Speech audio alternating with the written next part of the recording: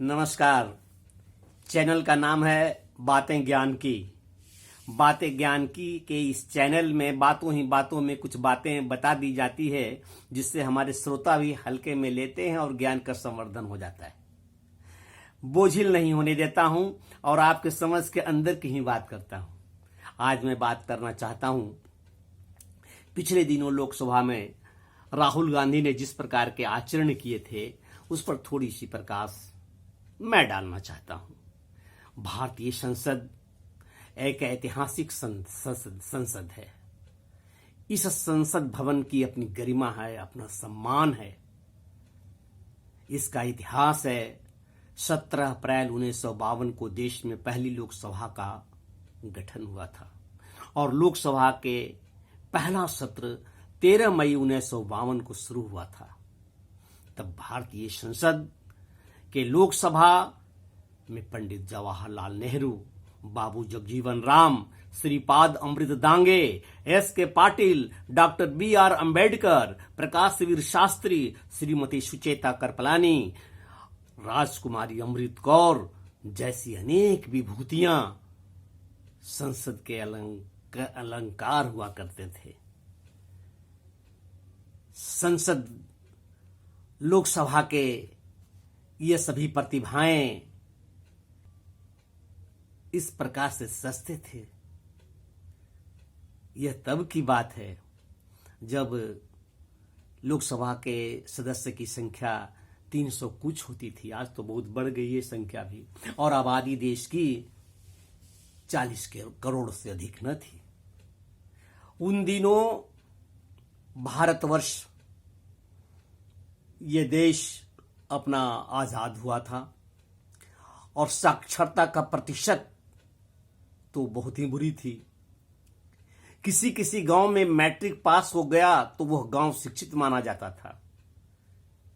सामान्य गांव में कोई मिडिल पास या साधारण पढ़ा लिखा व्यक्ति यदि है तो उसे बहुत ही विद्वान समझकर लोग कद्र करते थे। और तब उन दिनों भी हमारे संसद में 75 ऐसे सांसद थे जो कानून में ग्रेजुएट या पोस्ट ग्रेजुएट किए हुए थे। यही नहीं, 35 ऐसे सांसद थे जो आर्ट्स या साइंस से ग्रेजुएट किए हुए थे और 15 सांसद तो ऐसे थे जो विदेशों से डिग्रियां प्राप्त करके अपने लोकसभा के सदन में पहुंचे होते थे। इतना विद्वान, ऐसी प्रतिभाएं। आज क्या हो गया उस संसद को? आज क्या हो गया उस सदन को? कैसे कैसे लोग पहुंच रहे हैं? दूसरे कानून का कंटेंट, एसेंशियल कमोडिटीज एक्ट को खत्म करने का। संसद चलने के पूर्व में प्रशिक्षण दिया जाता है।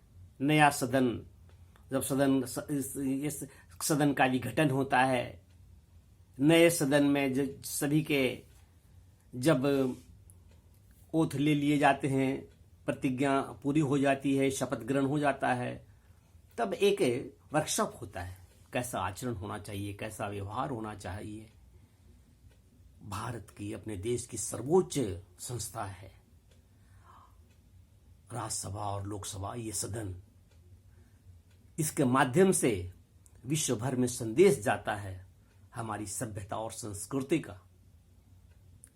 लेकिन अपने माननीय प्रतिपक्ष के नेता राजीव गांधी ने क्या करके दिखाया? स्पीकर सर, आप बजट, फैमिली प्लानिंग का, आप बजट पर बात, आप सर बजट, सालों पहले फैमिली प्लानिंग का एक नारा था, आपको याद होगा, हम दो हमारे दो।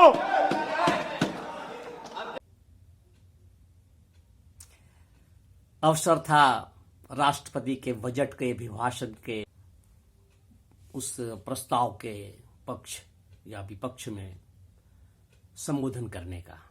लेकिन विशेष अलग, अपनी मन, अपनी इच्छा अलग विषय रख करके राहुल गांधी ने जो दृश्य पेश किया लोकसभा के अंदर, वो सर्वथा सराहनीय नहीं था। अपने मन से और बिना किसी रिकॉर्ड के इन्होंने घोषणा किया कि 200 किसान मारे गए हैं, आप लोग उठ करके खड़े हो जाइए और हमारे साथ 2 मिनट का मौन रखिए। और उनके कहे पर कांग्रेस के कुछ सदस्य या जो उपस्थित थे वे बेचारे खड़े भी हो गए, और उन्होंने खड़े होने के बाद जैसा कहा वैसा किया। परंतु 2 मिनट को तो छोड़िए, 30 से 32 सेकंड भी वे खड़े नहीं रह सके। इतनी उच्छृंखलता सभा के अध्यक्ष अपने बिरला जी को, ओम प्रकाश बिरला जी को यह कहना पड़ा कि यह जो अपनी एक इच्छा से, स्वेच्छाचारिता से किया जा रहा है कार्य, तो आखिर मेरी नियुक्ति यहां क्यों हुई है? इन सभी व्यवस्थाओं को देखने के लिए मैं हूं, लेकिन वह क्या जो राहुल गांधी मनमानी न कर ले तो फिर राहुल गांधी जी क्यों हुए?